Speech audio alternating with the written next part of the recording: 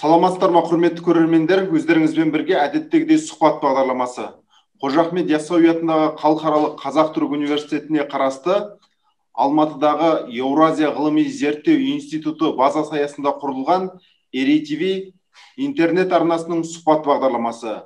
Бүгінгі біздің бағдарламаның қонағы Әл-Фараби атындағы Қазақ ұлттық университеті шығыстану факультетінің деканы, шығыстанушы ғалым, PhD доктор Ықтияр Палтөре. Құрметті Ықтияр Палтөре, біздің бағдарламамызға келіскеніңізге, уақыт бөлгеніңізге көптен көп рахмет айтамыз. Біздің ең алғашқы сұрағымыз, өзіңізбен жақыннан таныссақ, біз әрине сіз біздің институтпенен өте тығыз қарым-қатынаста жұмыс жасайтын бірден бір мамансыз, бірден бір әрдайым біздің жобаларымыздың барлығына келіп қатысып жүресіз. Сонда да оқырмандарымыз үшін, көрермендеріміз үшін сізбен жақыннан таныссақ деп едік. Ассалаумағалейкум, құрметті көрермен. Менің атым Ықтияр, фамилиям Палтөре, Молдатөреұлы.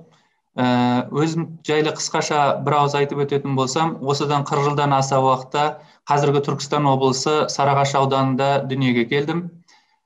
Сол жерде орта мектепті 1994 жылы ауылды мектепті бітірдім.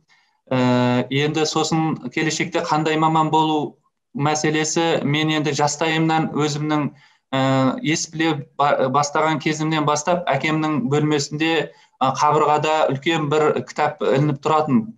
Ол кітапты біз бәріміз не екенін білмейтінбіз. Бірақ мен жастайымнан сол кітапты оқысам екен, түсінсем екен деген бір арман болды, балалық арман. Кейін оны араб тілінде жазылғандығын, ол біздің атамыздың қалған, бабамыздың оқыған кітабы екендігі айтылды. Сөйтіп, мен енді осы жолды оқысам, осыны түсінсем екен деп бел будым. Сондықтан мектеп қабырғасын бітіре сала, осы араб тілін оқысам екен деген құштарлықпен мынау Шымкент қаласындағы сол кездегі араб тілін оқытатын университетке келіп, сол жерде араб тілін оқи бастадым.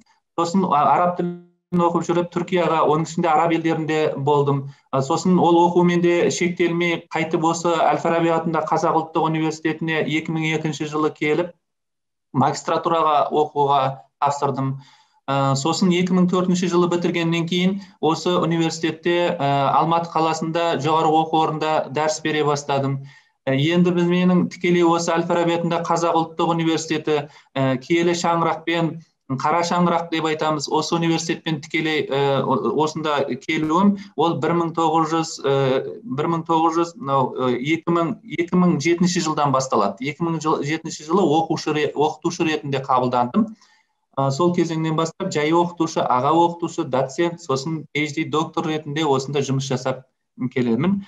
2017 жылдан бастап осы өзім оқыған, осы жерде жұмыс жасаған, осы шығыстану факультетінде декандық қызмет атқарып келемін. Қысқаша осы. Жақсыға өте мәнді мағыналы, қысқа ғана болса да өте жан-жақты жауап бердіңіз. Келесі бір сұрағымыз, жалпы Шымкентте қандай университетте оқыдыңыз, соны білсем деп едім. Себебі Шымкентте мен білетін араб тілін оқытатын, ол қазіргі бұрынғы Қазақ-Араб университеті, солай деп топшалап отырмын. Дұрыс айтасыз. Сол Қазақ-Араб университеті қазақ тілі мен әдебиеті және араб тілі мамандығы бойынша үздік бітірдім. Сосын шетелге барып оқыдым. Енді мен осы орайда ерекше айтып өткім келеді. Менің әкем және ағаларым мені өте қолдап, осы оқуыма барынша жағдай жасап, шетелде оқуыма, және енді ол кезде бізде грант болған жоқ. Қазақ-Араб университетінде мен ақылы неде оқыдым. Тіпті магистратураға келгенде де осы университетте ақылы оқыдым. Тек қана докторантураға енді мемлекеттік гранттың иегері болып оқыдым. Келесі сұрағымызға көшсек, жалпы мен сіздің өмірбаяныңызды айтқан кезіңізде цифрлардың бәрін жазып алдым. Мәселен, бізде сіздердің соңдарыңыздан еріп келе жатқан бір жастарымыз 10 жылдың ішінде оқушы болып кіріп, сол бір қазақтың шығыстану мәселесінде, шығыс тілпен қарым қатынасын зерттеу мәселесіндегі үлкен орталықтарының бірі, ең алғашқыларының бірі Әл-Фараби атындағы Қазақ ұлттық университетінің шығыстану факультетіне айналасы 10 жылдың ішінде, табалдырығын аттағаннан 10 жылдың ішінде декан болып өтудің өзі де үлкен білім менен үлкен қажыр қайрат, әлгінде айтып өткен ұстанымға берік болудың нақты айғағы деп білеміз.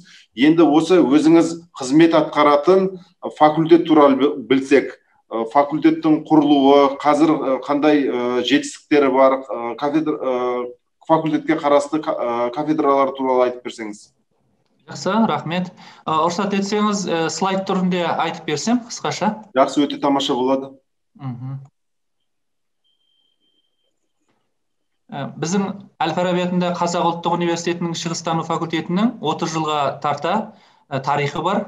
Қазіргі кезде шығыстану факультеті Әл-Фараби атындағы Қазақ ұлттық университетінің 16 факультетінің бір факультеті саналады. Бүгінгі күнде 749 студентіміз бар.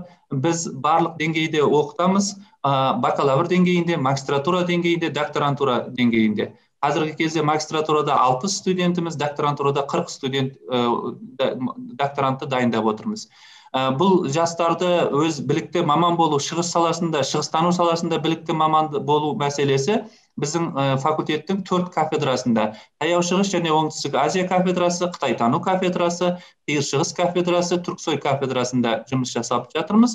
Біз қазіргі таңда осы шығыстың 8 тілін үйретеміз. Мына жерде сіздердің алдарыңызға негізгі 7 тілді көрсетіп отырмын. Ол мынау бүкіл таяу шығыстағы араб тілі, сосын жапон, корей, қытай, түрік, урду, хинди тілдері. Бұның алдында біз екінші тіл ретінде Әзірбайжан тілін қосып отырмыз. Ол түрік тілінің ішінде қарастырылады. Ал негізгі шығыстану факультетінің дайындап отырған мамандықтары бұл шығыстану мамандығы, аударма ісі мамандығы, шетел филологиясы мамандығы, түркітану мамандығы және аймақтану мамандықтары бойынша қазіргі кезде біз елімізге мамандар дайындаймыз. Енді жаңа айтып өткенімдей 30 жылдың ішінде біздің үлгі тұтар, мақтан тұтатын түлектеріміз өте көп. Солардың кейбіреулерін осы бүгінгі көрермендердің назарына ұсынғым келеді. Бізде мына өзіміздің 1996 жылғы түлегіміз, қазір мынау алдыңызда экранда көріп отырғандарыңыздың барлығы бұл Қытайтану саласында біздің түлектеріміз. Нұрышев Шахрат қазіргі сыртқы істер министрлігінің бірінші орынбасары қызметін атқарады. Міне өздеріңіз экранда көріп отырғандай Дәуен Динара Бақтыгереқызы қазір мынау Абылайхан атындағы Қазақ университетінде шығыстану факультетінің деканы қызметін атқарады. Бұдан басқа да біздің көптеген түлектеріміз бар. Міне өздеріңіз экранда көріп отырғандай өзіміздің құрметті түлектеріміздің бірі Қайрат Қайырбекұлы қазір Египет Араб Республикасында төтенше және өкілетті елші қызметін атқаруда. Міне өздеріңіз жақсы білетіндей Берік Арын Сақбайұлы да мынау қасиетті Сауд Арабиясында осы Қазақстанның төтенше және өкілетті елшісі ретінде сол жақта Сауд патшалығында қызмет етеді.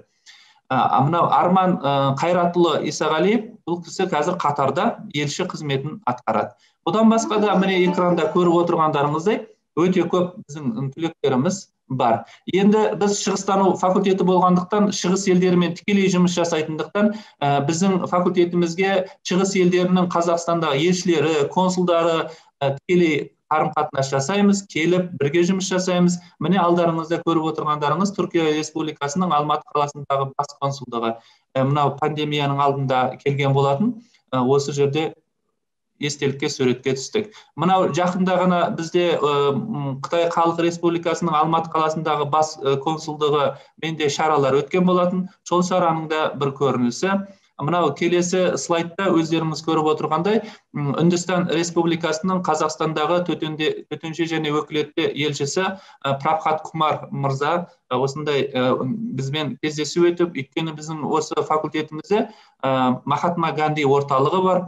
Қазақстан мен мынау қазір Үндістан арасындағы дипломатиялық, экономикалық, сауда-саттық саласында маман дайындап отырған осы республика деңгейінде бізде бірден бір орталық болып табылады. Яғни хинди тілдерін дайындайтын ең жаңағы бір орталық. Бұдан басқа қазір Қазақстанда хинди тілі мамандары дайындалмайды. Осы біздің университетімізде, шығыстану факультетінде ғана. Сондай-ақ мына урду тілі, енді өздеріңіз білетіндей, кезіндегі орда тілі, қазір Пакистан Ислам Республикасының тілі болып саналады. Біз ол жерде менде тікелей қарым-қатынас жасап, осы жақында ғана мына пандемияның несіне қарамастан, осы Қазақстанда жақында тағайындалған Саджад Ахмад мырза келіп кетті. Пакистанмен қарым-қатынастарымызды нығайту бойынша. Енді бұдан басқа Кореямен, міне көріп отырғандарыңыздай, Жапониямен, мынау Тәжікстанның Алматы қаласындағы бас консулдығы Бахадур Назир мырза да келіп бізге тікелей қолдау жасап, қазір мынау парсы тілін оқытумен қатар біз оның қасында дари тілін оқыту мәселесінде қойып отырмыз. Сосын тәжік тілінде оқыту. Қазір мынау жастардың бір тілмен ғана шектелмей, оның қасында тағы бір-екі тілді, шығыс тілдерін меңгеруге барынша қолдау жасауға әрекет жасаудамыз. Енді Иран Ислам Республикасының осы Алматы қаласындағы бас консулдығы жақында келіп, бізбен осы өзінің жаңадан тағайындалғандығы бойынша танысып кеткен болатын. Енді мынау шығыстану факультеті болғандықтан, біз мынау шығыс елдеріндегі басылым беттерінде көп айтыламыз, еліміздің жетістігі және өтіп жатқан шаралар, консулдықтар, елшіліктер тарапынан оның бәрі әлемдік деңгейде насихатталады. Міне өздеріңіз экранда көріп отырғандай, мынау араб тілінде, парсы тілінде, қытай тілінде, түрік тілінде, міне жапон тілінде біздің осы шығыстану факультетінің жаңалықтары, өткен шаралары халықаралық деңгейде насихатталады.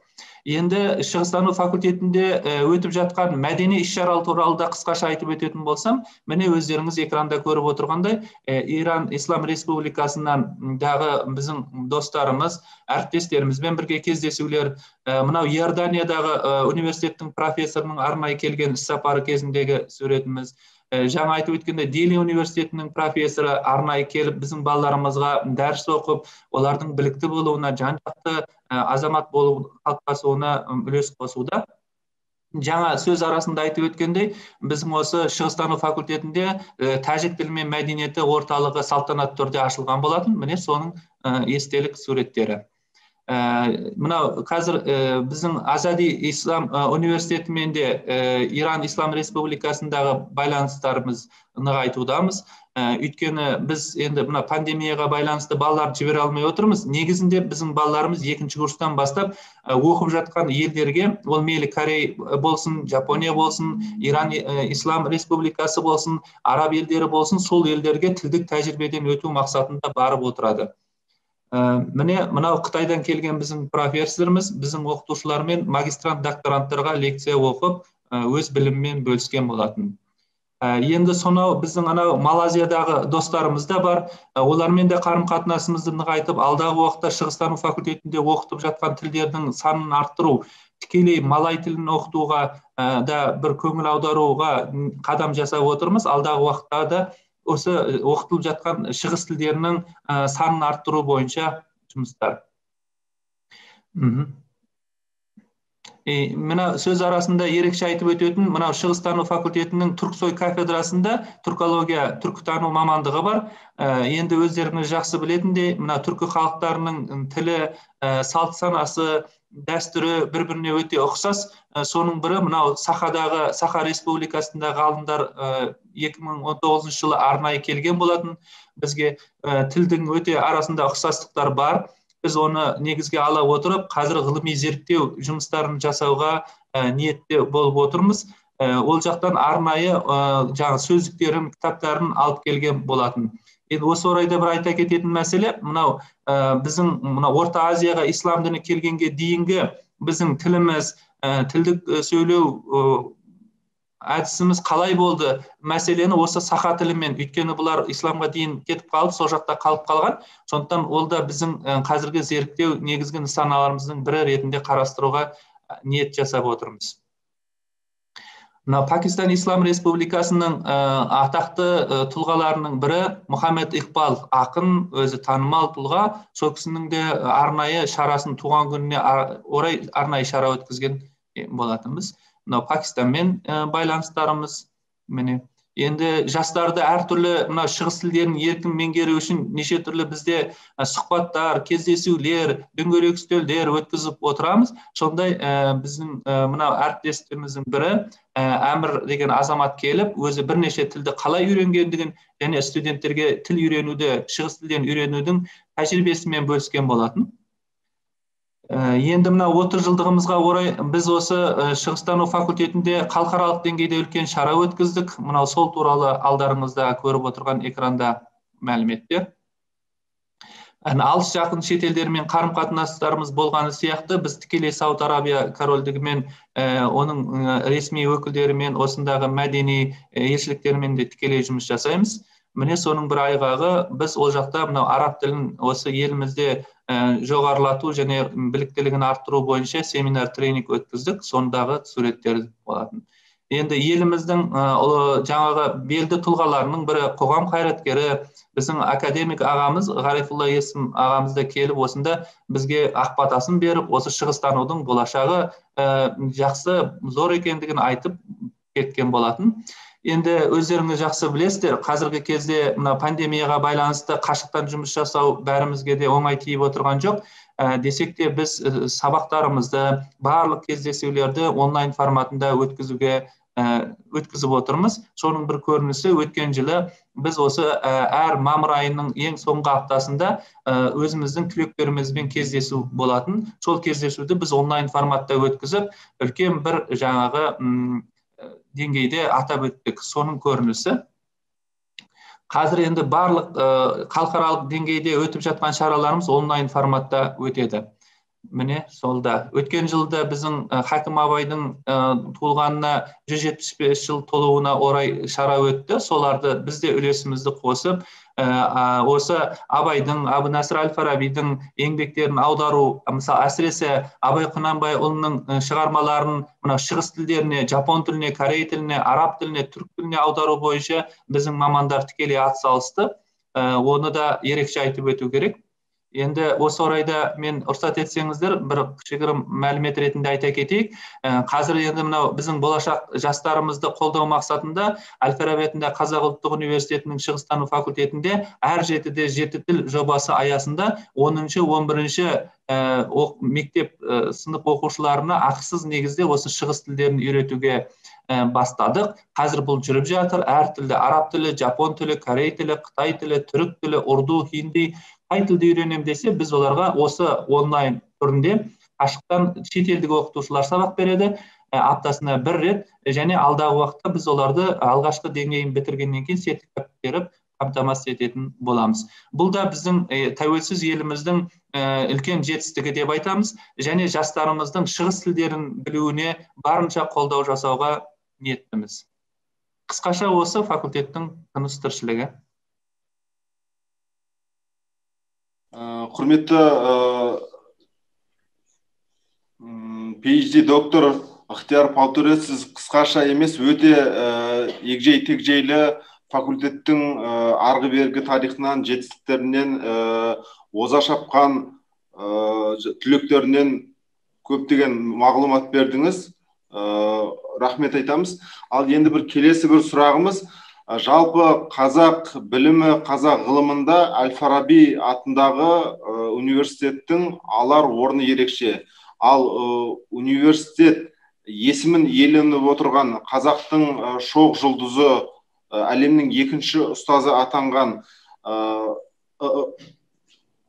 Ыбырай Алтынсарин дейін деп жатырмын. Әл-Фараби туралы, Әл-Фараби бабамыздың еңбектерін басқа жұрттың иелігінде кетпес үшін, ұлттық мүддемізді жаңғырту үшін сіздердің факультеттің атқарып жатқан жұмыстар туралы айтып берсеңіз. Енді өте орынды айттыңыз. Әл-Фараби атындағы Қазақ ұлттық университеті осындай ұлы бабамыздың есімін иеленіп отырғандықтан үлкен жауапкершілік жүктеледі. Бұл тек қана шығыстану факультетіне ғана емес, университетімізге, жалпы ондағы әрбір студентке сондай тұлға болуға, үлгі өнеге болатындай тұлғаны біздің алдымызға қойғандықтан, соған қарап бой түзеп, өзімізде жан-жақты ғылым біліммен айналысуға мүмкіндік болады деп ойлаймын. Енді рұқсат етсеңіз, мен слайд түрінде тағы бір нем бар, соны сіздердің назарларыңызға ұсынсам. Құрметті Ықтияр Палтуре, сіздің осы сұхбатқа өте тыңғылықты, тиянақты дайындалып, біздің көрермендеріміз үшін де өте мәнді мағыналы дайындалғаныңыз үшін оқырмандар, тыңдармандар атынан алғысымды білдіремін. Рахмет. Енді көрнекі мына нені пайдалану өте адамға жақсы әсер етеді және түсіндіруді жеңілдетеді деген оймен ұсынып отырмын. Назарларыңызға қабыл алыңыздар. Енді қазір мына өздеріміз жақсы білетіндей, біз өткен жылы Абу Насыр әл-Фараби бабамыздың 1150 жылдығын өте жоғарғы деңгейде атап өттік. Соның аясында көптеген шаралар өтті. Десек те мен осы бүгінгі көрермендердің назарына екі нәрсені аударғым келеді. Жалпы әл-Фараби тұлғасын танудағы негізгі екі бағыт бар. Оның біріншісі ол Абу Насыр әл-Фарабидің қазақ даласында туылғандығын қазір әлем толық мойындады. Абу Насыр әл-Фараби Отырар қаласында дүниеге келді дегенге ешкім қазір таласа қоймайды. Біз оны мемлекеттік деңгейде мойындаттық. Бірақ та араб тілді деректерде, мен оны қазір тағы да айтып өтемін, әртүрлі ақпараттар бар. Десек те біз көне қазақ жеріндегі мәдениет, киелі Отырардағы білім ошақтары, әл-Фарабидің жастық шағы, өскен ортасы мен сол кездегі әлеуметтік жағдай, алғашқы білім алған орындары, дүниетанымның бастаулары, ғылым білімге деген құштарлығы және Абу Насыр әл-Фарабидің шығыс тілдерін жақсы меңгерудің алғы шарттары деген мәселелерді бұл отандық ғалымдардың, зерттеуші профессорлардың зерттейтін саласы деп ойлаймын. Өйткені бұны шетелдіктер немесе арабтар оны бізге зерттеп бере алмайды. Біз осы жерде тікелей жауапкершілігімізге алып, осы Абу Насыр әл-Фараби бабамыздың осы ұлттың ұлы тұлғасы екендігін халықаралық деңгейде дәріптеуді насихаттай беруіміз керек. Ал енді екінші қыры, Абу Насыр әл-Фараби бабамыздың мұрасын қолжазбадан зерттеген ғалымдар осы күнге шейін кімдер еді? Осыны да біз жастарға дұрыс насихаттауымыз керек.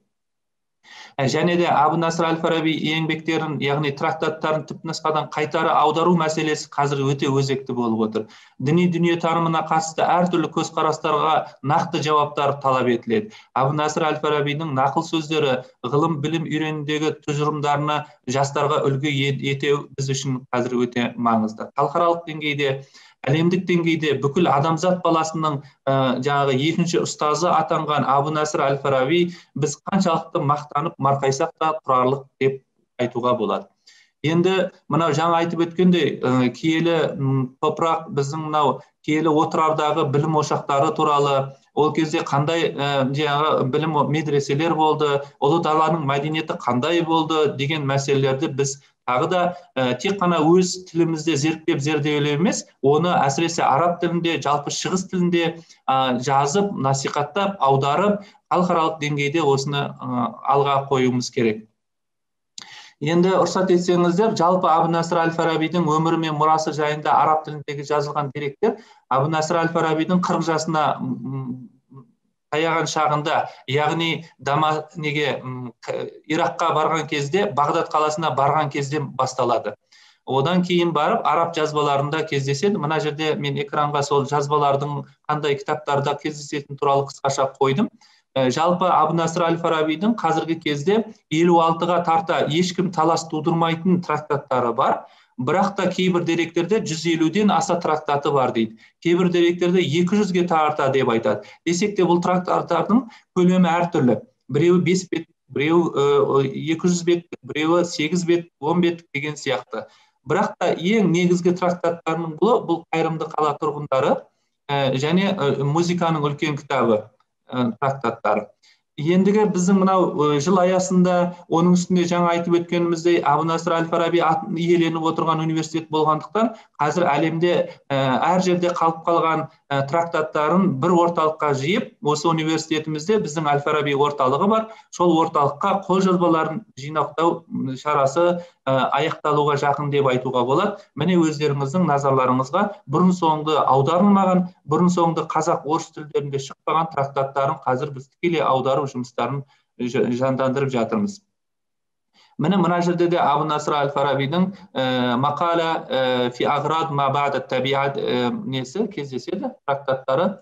Енді көптеген трактаттары араб тілінде, барлық трактаттары негізінен араб тілінде жазылғандықтан, енді біздің алдымызда осы бабамыздың мұрасын елімізге қайтару, жастарға соны қалай түсіндірудің жеңілдету және біздің қазақ ғылымының дамуына серпін беретіндей деңгейге жеткізу өте маңызды. Міне экранда көріп отырғандарыңыздай көптеген трактаттарын біз алып келдік. Ол жерде міне әзір аудармалар туралы айтамын. Өткен жыл аясында біраз трактаттарын біз аудардық алғашқы рет қазақ тілінде. Мына енді Китабул Ақыл деген кітабы бар. Китаб Ақыл фи маани ақыл деген. Мынау түпнұсқасында негізі мақала фил маани ақыл деп айтылады. Енді бірақ та бұл туралы негізгі Әл-Фарабидің трактаттары, философиялық математикаға байланысты трактаттары сонау 1972 жылдардан бастап аударыла бастаған. Бұл жерде біз бір нәрсені ашық айтуымыз керек. Ол кезде енді Әл-Фарабиді діннен ұзақ, діни дүниетанымнан ұзақ кеңестік өкімет кезінде солай танытты, солай танытуға мәжбүр болдық. Енді тәуелсіздік кезінде біз енді оны болмысын, тұлғасын дұрыстану мәселесі қазір қайта қолға алып жатырмыз. Осы орайда айтайын дегенім, Әл-Фарабидің философиялық трактаттары, немесе жаңағы біздің қолжазбада көрсетілген ақыл кітабы, ол кезде орысшада мысалы книга Аразум деген, разум жаңағы ақыл уәл улум деп аударылған. Енді сол жерде орыс тілінен қазақ тіліне аударылған кезде интеллект сөзінің мағынасы жайлы пайымдама деп аударылған, өйткені орыс тіліндегі мағынасына қарап. Ал енді оны егерде тікелей аударсақ, ақыл кітабы деп аударса, біздің дүниетанымызға тіпті жақын болар еді. Сондықтан біз қазір осыны қайта қолға алып, осы аудармаларды арабшасымен тікелей қазақ тіліне аудармалап, терминдердің дұрыс қолданылуына тікелей жұмыс атсалысып жатырмыз. Енді бұрын соңды аударылмаған трактаттары да бар. Бір және бірлік деген трактаты, Әл-Уахид уәл-Уахда деген трактаты. Бұлдың да біз түпнұсқаларын тауып, сол түпнұсқалары бойынша аудардық. Міне назарларыңызға өткен жылы Абу Насыр Әл-Фарабидің 1150 жылдығы аясында 3 трактаты аударылды. Оның бірінші жаңағы айтып өткендей китап Әл-Уахид уәл-Уахда, бір және бірлік трактаты, сосын саясат жайлы трактат, сосын Фусусул Хикам дейді, даналық маржандары атты трактат қазақ тіліне аударылды, және 2 трактат орыс тіліне аударылды. Бұл біз үшін үлкен жетістік деп ойлаймын, және осы орайда ерекше айтып өтетін мәселенің бірі, біз осы шығыстану саласының мамандары, араб тілін жетік білетін мамандар, осы Абу Насыр Әл-Фарабидің 1150 жылдығында тәуелсіздігіміздің 30 жылдығына аяқ басқан тұста бабамыздың мұраларымен тікелей қауышып, және оны қазақ оқырмандарына тікелей түпнұсқадан аудару кезеңіне жеттік. Алдағы уақытта да бұл жұмысты жалғастырамыз деген ойдамыз. Бөлек, енді біз көбінше Абу Насыр Әл-Фараби деген кезде өте аз мәлімет білеміз, бірақ та Абу Насыр Әл-Фарабидің трактаттарының ішінен айтқан ақыл ой пікірлерін, нақыл сөздерінде жинақтап, осы бір кітап ретінде жасап шықтық. Бұл қазір осы университеттің баспасынан өткен жыл аясында жарық көрді. Халыққа қолжетімді болды деп ойлаймын. 3 тілде берілді: қазақ, орыс және араб тілінде берілді. Қысқаша осы. Өте мағыналы терең жауабыңызға көп рахмет. Құрметті PhD доктор Ықтияр Палтөре, келесі қояр сұрағымыз, жаңа әңгіме арасында айтып қалдыңыз, Әл-Фараби бабамыздың 1150 жылдығында факультеттің алар орны ерекше. Сол кездегі өткен жылға атқарылған істеріңіз осы аталған мерейтойға байланысты сол бізді өте қызықтырып отыр. Соған бір тереңірек тоқталып өтсеңіз. Енді бұл шараны біз халықаралық деңгейде және Қазақстан Республикасының Сыртқы істер министрлігіне қарасты бүкіл шетелдегі елшіліктердің қолдауымен әртүрлі деңгейде Европа елдерінде, шығыс елдерінде елшіліктердің тікелей атсалысуымен үлкен шаралар өтті. Біз енді олардың көпшілігін біз онлайн форматта өткіздік. Осы орайда ерекше айтып өтетін мәселе, біздің университетімізді 10 жылдай басқарған Ғалымқайыр Мұтанұлы осы нені араб елдерінде болсын, Европа елдерінде болсын, Әл-Фараби орталықтарын ашуды тікелей өзінің міндеті ретінде алды. Бұл ондағы мақсат қазір алыс жақын 15-ке тарта елде Әл-Фараби орталықтары ашылды. және жұмыс жасалып келеді. Мұнда біз Абу Насыр әл-Фарабидің мұраларын насихаттаумен қатар қазақ халқының тәуелсіздікке қол жеткізгеннен бергі 30 жыл аясындағы жетістіктерін, елбасының салиқалы саясатын және мына тарихымыздың, мәдениетіміздің, әдет-ғұрпымыздың ең бастысы қазақ тілінің мәртебесін көтеріп, сол шетелдіктерге тікелей насихаттау мәселесіне жұмыс жасауға бағытталған. Осы орайда да жаңа өзіңіз орында айтып өткендей, шығыс елдеріндегі елшіліктермен немесе ондағы орталықтармен біздің шығыстану факультеті тікелей жұмыс жасайды. Ондағы не мәселе? Ол тіл білгендіктен сол жерлерде тікелей. Қазір енді біз шығыстану факультетіне осы орталықтардың жұмысын жандандыру мақсатында біз шыны керек қазір өз азаматтарымызға осы шығыс елдерін жаңа мен өз сөз арасында айтып өткендей 7-8 шығыс тілдерін үйреніп жатырмыз. Бірақ осы орайда бір сұрақ туындайды көкейде. Енді неге қазақтың тілін сол шығыс елдерінде насихаттамасқа деген. Сондықтан біз қазір осы ұжым болып шығыстану факультетінің оқытушы профессорлары, жастардың тікелей осыған белсенді атсалысуының арқасында қазір осындай видео сабақтар түсіру арқылы араб тілінде, түрік тілінде, қытай тілінде, жапон тілінде, корей тілінде тікелей қазақ тілін үйретуге қадам жасап отырмыз. Бұл алдағы уақытта өз жемісін береді деп ойлаймын. Жаңа мен мынау шығыстану факультетінің тыныс тіршілігін таныстыру кезінде айтып өткен едім. Мынау біздің Иран Ислам Республикасынан бізге өте жақсы сұраныстар бар. Ол жақта Таба университетінен қазір қазақ тілін оқимын деп отырған студенттердің саны баршылық. Осы жерде де біз өткен жылдың аясында осы орталықта аша отырып, біздің осындағы парсы тіліндегі сабақ беріп жүрген оқытушыларымыздың тікелей атсалысуымен парсы тілінде қазақ тілін оқытуды бастадық. Ол өте жақсы нәтиже берді. Әрине біз оны міндеттей алмаймыз, бірақ та сұранысты қанағаттандыратындай деңгейде оқулықпен және видео сабақтармен қамтамасыз ету біздің азаматтық және осы елдің азаматы ретінде біздің үлкен жауапкершілігіміз деп ойлаймыз. Соны мүмкіндігінше жақсы деңгейде көрсетуге және тілімізді шығыс елдерінде үйренем деген кісілерге жағдай жасауға тырысып жатырмыз. Осы орайда ерекше айтып өтетін, мынау Египет Араб Республикасында Каир университеті бар, атақты Әл-Асқар университеті бар. Осы жерде де біздің мынау түрік тілін үйреніп жатқан студенттердің өз өтініштері бойынша ол жерде де біз қазақ тілін оқытуды қолға алдық. Бұл біз үшін үлкен мәртебе. Әрине өзіміздің ана тілімізді халықаралық деңгейде насихаттау, оны дамыту және сол тілде, бірақ осы орайда бізге тағы да бір үлкен жауапкершілік жүктеледі. Біз өз ана тілімізде еркін сөйлей білу, жазу кезінде болсын, немесе өзара ана тілімізде, қазақ тілінде еркін сөйлей білу деңгейі. Енді осында мен мысал ретінде айта аламын. Мысалы Жапониядан келген, Кореядан келген, әсіресе Түркиядан келген біздің шетелдік оқытушыларымыз бір кісідей қазақ тілін біледі. Ол енді оны студенттермен қарым-қатынасымен өздері жаңағы тіл үйренді. Бірақ та мынау шығыс елдеріндегі бірден бір өзінің мынау ерекшелігі тілге өте жоғары құрметпен қарайды. Олар бізге келген кезде, мысалы Арабта елдерінен келгенде, немесе Түркия елдерінен, Жапониядан, Кореядан келгенде біздің мамандарымыз сол тілде еркін сөйлеп тұрген кезде өздері ыңғайсызданып, сіздер өте тілге мұқият сөйлеп тұрсыздар деп өздерінің жаңағы кейбір жақсы лебіздерін білдіріп жатыр. Десек те өзіңіз жақсы білетіндей, біз шығыстану факультеті қазір мемлекеттік мүддеге орай осы еліміздің барлық жақсы құндылықтарын халықаралық деңгейде көрсететін және білікті мамандар дайындауға тікелей атсалысып келеді. Сондықтан біздің алдымызда істеген жұмысымыздан істейтін жұмысымыз өте көп. Жалпы жақсы адаммен сөйлессең, көңіл сарайың ашыла түседі дегендей, сізбен сөйлесіп, әңгімелесіп отқанымызға да біраз уақыт өтіп кетіпті. Уақыттың қалай өткеніне мән бермеппіз.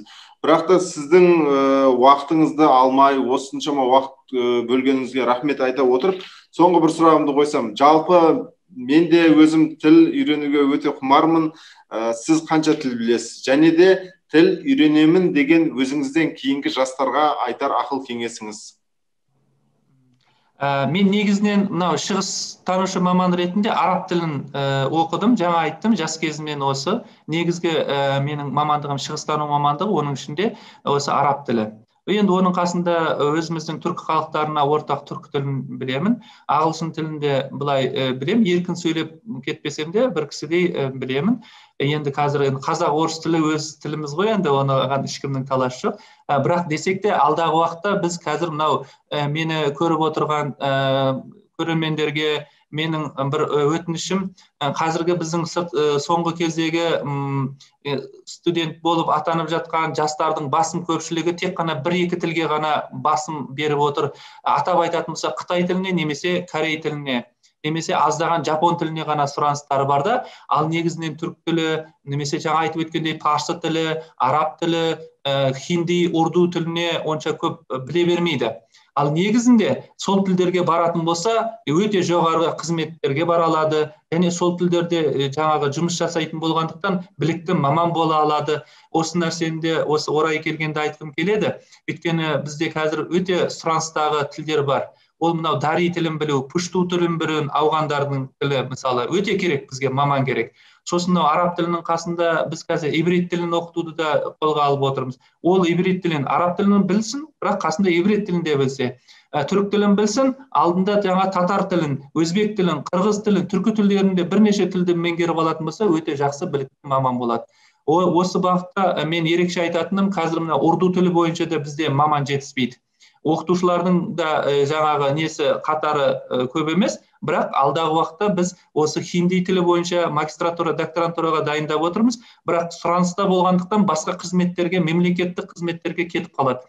Ал енді алдағы уақытта қазір біз білім және ғылым министрлігіне осыны сұрап отырмыз, бізге бөлінетін грантты әрбір тіл бойынша берілсе, араб тіліне, түрік тіліне, қытай тіліне, жапон тіліне деп бөліп берсе. Ал негізі қазір бізде жалпылама беріледі, шығыстану мамандығына деп грант бөлінеді, сосын әр баланың қалауы бойынша келіп жатқан балалардың негізгі көпшілігі ол корей тіліне. Енді ол беріліп жатқан кореялық телесериалдардың әсері болуы мүмкін.